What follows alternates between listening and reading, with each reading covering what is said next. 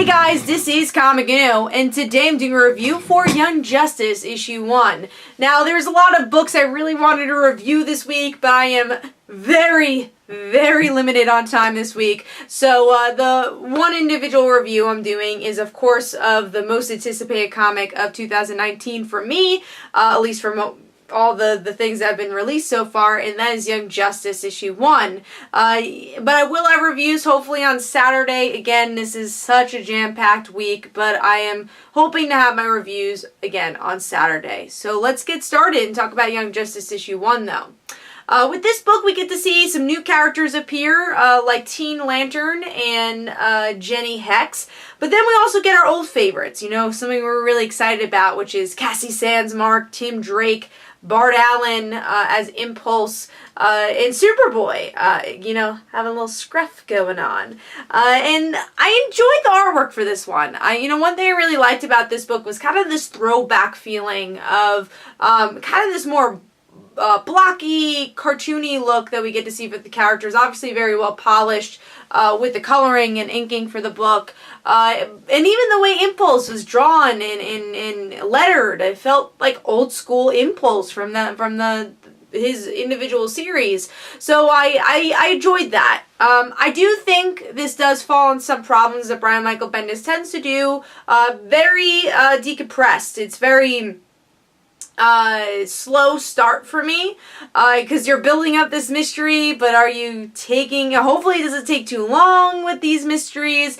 We get to see it with Tim and Cassie, and obviously with DC Rebirth, like, where have these characters been? What does this mean? What versions are we following of them? Because I feel like they're trying to do the versions we love with these characters, but at the same time still trying to stick with what we kind of seen with them. It gets a little confusing, because if you want to ignore what happened with Cassie and Teen Titans, how far do you go with Tim? Obviously, because he's been in further issues with Detective Comics. So what is their relationship? That's kind of what I'm interested to see, but I think it's going to be a hardship as well. Obviously, all of the continuity with these characters, what do you follow? So that's the worry. I also feel like some of the dialogue, the teen dialogues, like Cassie Sandsmark, Tim Drake, they said their names, like full names, like 3 or 4 times. So that was a little weird to me. But I do like the small character story building, especially for Cass. If you guys don't know, Cassie is my favorite Teen Titan. I love her, and I have not been able to talk about her in years. So it's nice to have a solid story with her that feels like Cassie. It really does, and I'm excited to see what she's hiding. The one thing I wasn't completely sold on is the friendship yet, obviously, because we really didn't get to see much of it, of this team, and that's something as an issue 1 I really wanted to blow me out of the water, and it just kind of doesn't here.